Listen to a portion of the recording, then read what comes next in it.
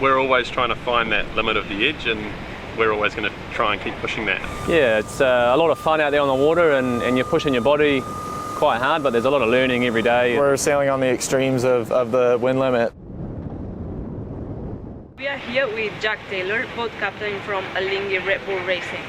Pretty good wind conditions out there that went building through the day, and also did the sea stain. Seems that you were sailing right on the edge and making good maneuvers in high winds. Can you take us through the day and your training session? Yeah, I mean, we're always trying to find that limit of the edge, and we're always going to try and keep pushing that. Today we saw over 20 knots, which we haven't seen through last week's sort of recommissioning of the AC75.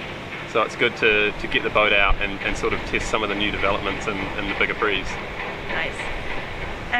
What kind of difficulties were you having just before the nose diving and breaking your jib? It was the hydraulics. Every day for us is a learning curve. What you saw with the jib today is something we'll work on, and we'll push forward and go back out tomorrow, and you know, fingers crossed we'll succeed. As we saw, you broke the cleo of the jib. It was the J3.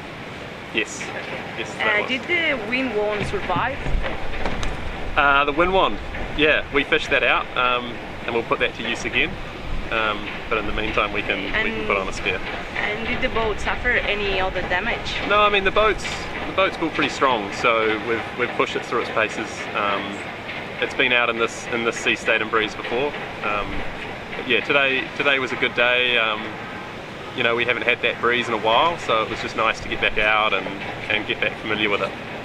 What has been the AC75 top speed today? The AC75 top speed. That's an interesting one. It was quick.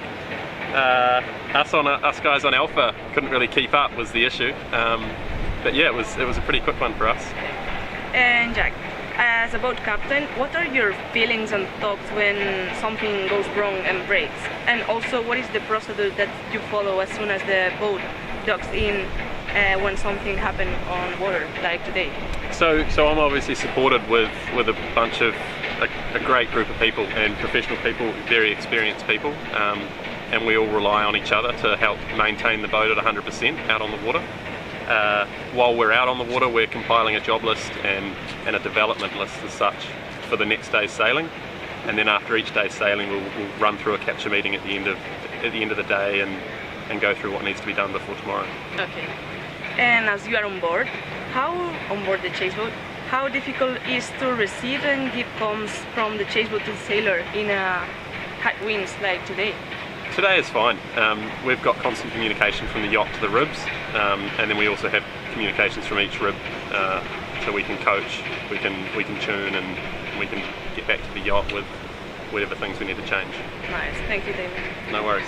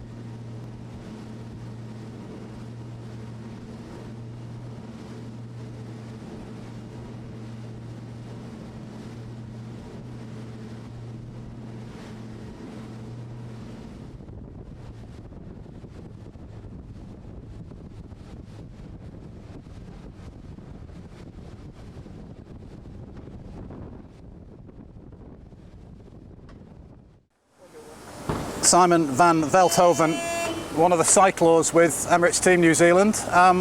Before we talk about today, just give us a little potted history of your career before the Cup.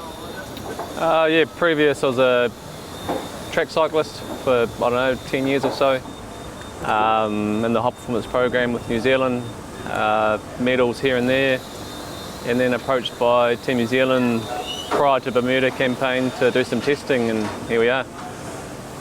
Tell us about this cyclor role. If you were somebody completely new to the America's Cup, how would you describe it to them? You're a very minor role in a wider team of I don't know, every single high performance thing you can imagine. You obviously push when you need to and keep your mouth shut the rest of the time, and yeah, it's a lot of fun out there on the water, and you're pushing your body quite hard, but there's a lot of learning every day, and yeah, you've got to be really in tune with the boat when you're out there. How do you get in tune with the boat? These boats are blasting around the course at 40 and 50 knots. You're head down on the bike.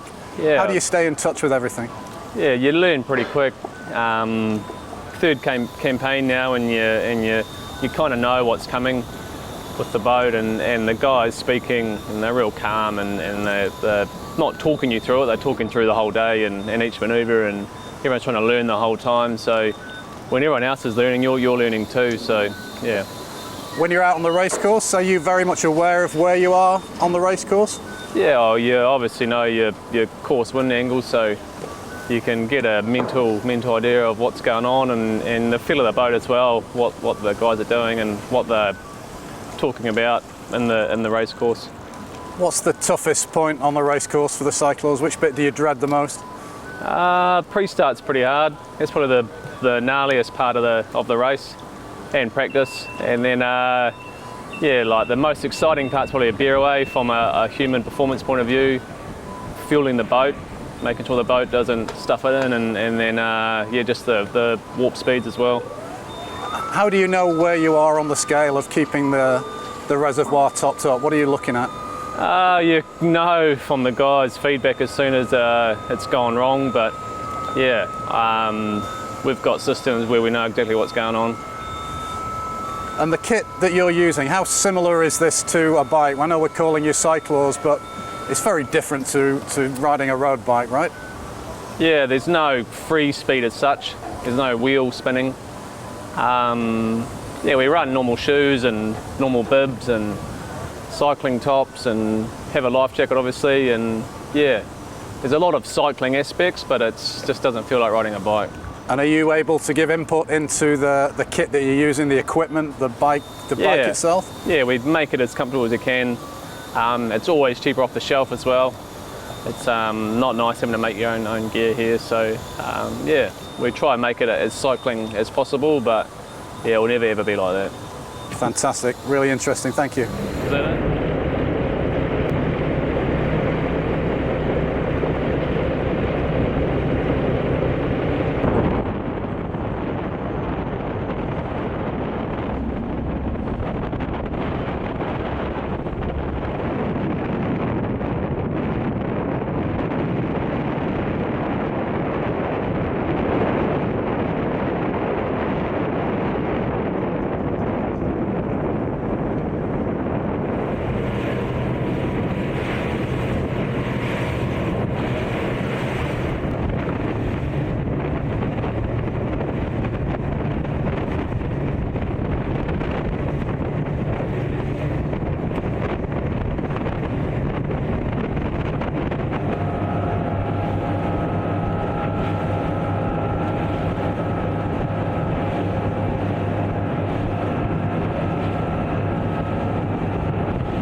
Riley Gibbs, NACRA 17 Pan American gold medalist on Lima 2019, member of the US Olympic team in Tokyo 2020 Olympic Games, and trimmer on New York Yacht Club American Magic.